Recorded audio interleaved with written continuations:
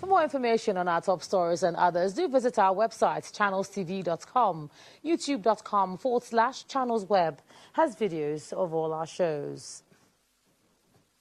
Well, as you probably know by now, Channels Television was crowned as the best television station in Nigeria last night by the Nigeria Media Merit Award. It's the 13th time Channels Television has won the award, emerging the most awarded television station in Nigeria and indeed Africa.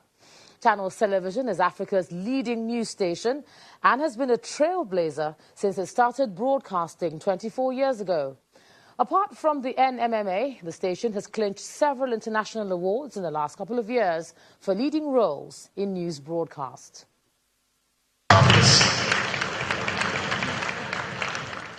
It's the 2019 edition of the prestigious Nigeria Media Merits Awards ceremony. And these veterans, as well as those still active in the industry, are here to make the celebration worthwhile.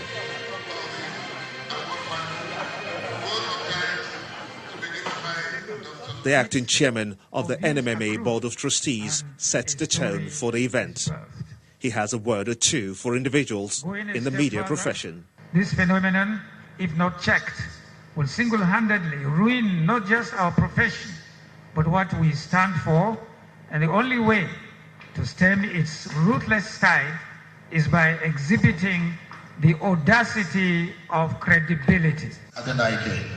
Now to the main business of the day. Winners emerged in different categories of print and electronic media.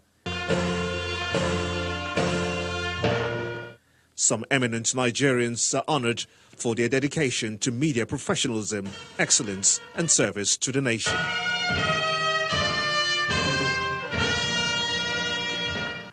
And then there was an anxious moment, a wait for the announcement for the television station of the year.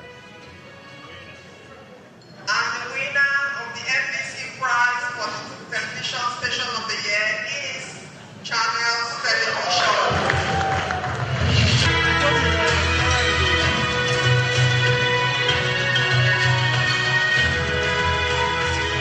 Especially Channels TV. What is that?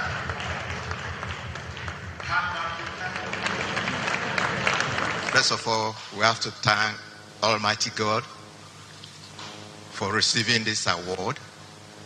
This award means so much to us because this is the 13th time Channels Television has won it. So we thank God for that.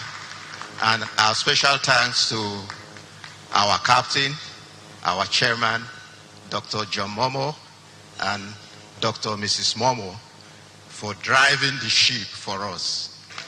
Other dignitaries present at the occasion had this to say.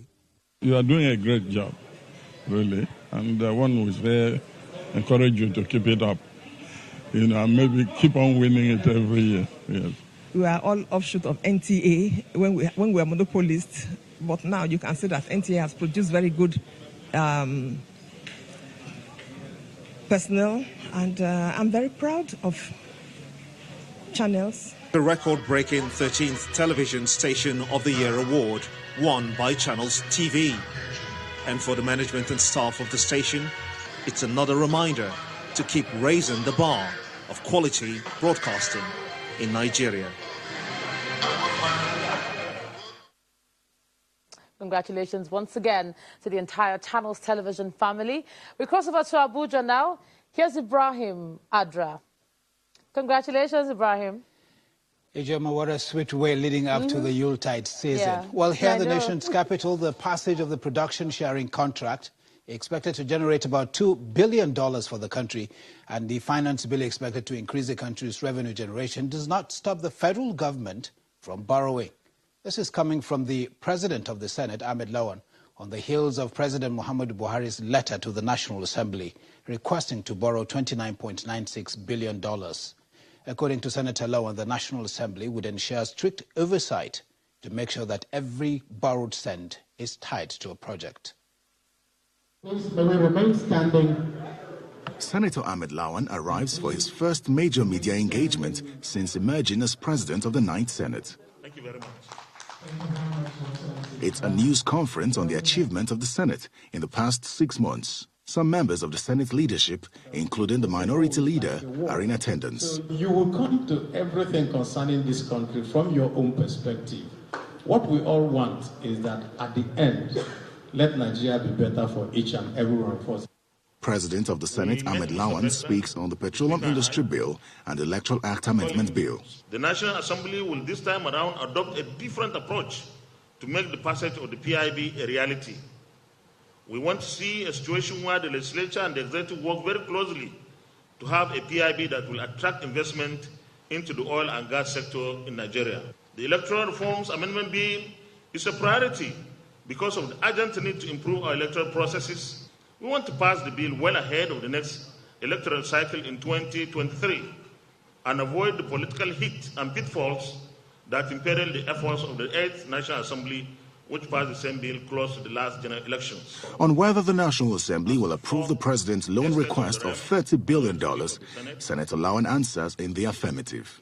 I didn't say that because we have passed the production sharing contract bill amendment that Nigeria doesn't need to borrow. I can't remember saying anything like that. So it's the same with the finance bill.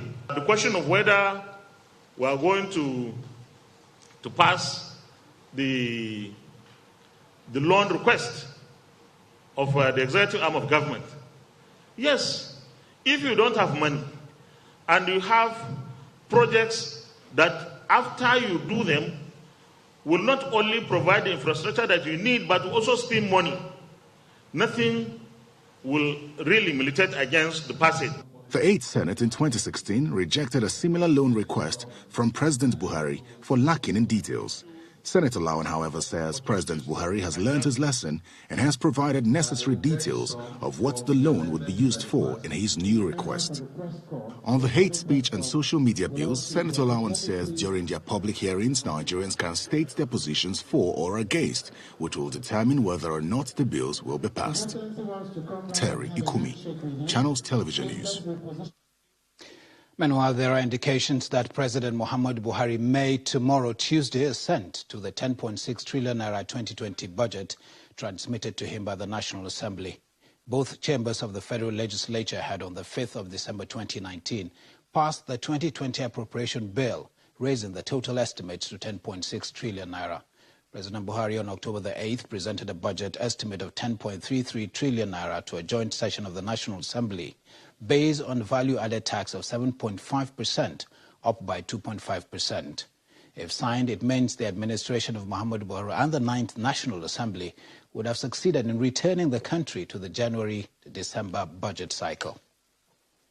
Let's go to the courts now. Mrs. Fatima Abdullahi, a sister to the former chairman of the defunct Pension Task Force Committee, Mr. Abdurrashid Maina, continued her testimony against him today under cross-examination by the Defense Counsel. The witness insisted that she knows nothing about Common Input Properties Limited, a company linked to Mr. Maina. When told that 2 accounts with a commercial bank belonging to the company are linked to her BVN, she insisted she was not aware of it. She was then asked to read her statement to the EFCC, which she did, quoting a particular BVN number. When asked if the number belongs to her, she agreed.